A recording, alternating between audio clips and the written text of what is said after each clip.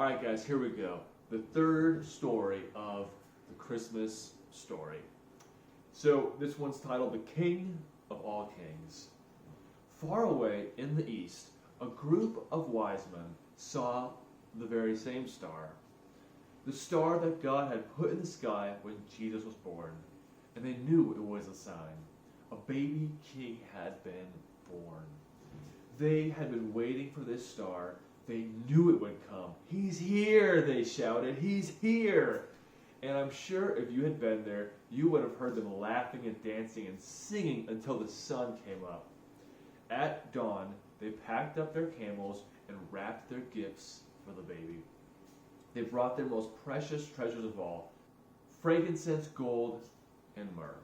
Special, sparkly, lovely smelling, gleaming things just right for a king. The group of wise men, actually, if you'd met them, you had thought they were kings because they were so rich and clever and important looking. They set off, and they rode their camels across endless deserts, up steep mountains, down into deep, deep valleys, through the raging rivers, over the grassy plains, night and day and night, for days and weeks, until they finally reached the great city of Jerusalem. Jerusalem was by far the most important city for miles around. And as anyone can tell you, that's where a palace would be. And kings are born in palaces normally. So that's where they went. But they were in for a surprise. They went to see King Herod. Surely he would know where the baby was. But he didn't. In fact, he didn't like the sound of a new king. It made him cross. He didn't want anyone to be king except for him. But Herod's advisors told the three wise men what had been written in their books, what God had said about the baby king. Go to Bethlehem. That's where you'll find him. Suddenly, the star they had seen in the east started moving again, showing them the way.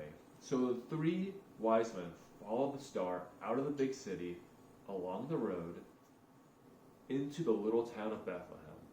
They followed the star through the streets of Bethlehem, out of the nice part of town, through the not so nice part of town, into the really not nice part of town, down a little dirt track until it stopped right over a little house.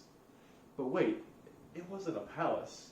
And there weren't any guards or servants or flags or red carpet or trumpets or anything. Did they get it wrong? Or was this what God meant? Sure enough, in that little house, there, sitting on his mother's knee, they found him, the baby king. The group of wise men knelt before the little king. They took off their rich royal turbans, gleaming golden crowns. They bowed their noble heads to the ground and gave him their sparkling treasures. The journey that had begun so many centuries before had led a group of wise men here, to a little town, to a little house, to a little child. To the king God had promised David all those years before. But this child was a new kind of king. Though he was the Prince of Heaven, he had become poor. Though he was the mighty God, he had become a helpless baby. This king hadn't come to be the boss. He had come to be a servant. And that's the story of the wise men. Merry Christmas, everybody.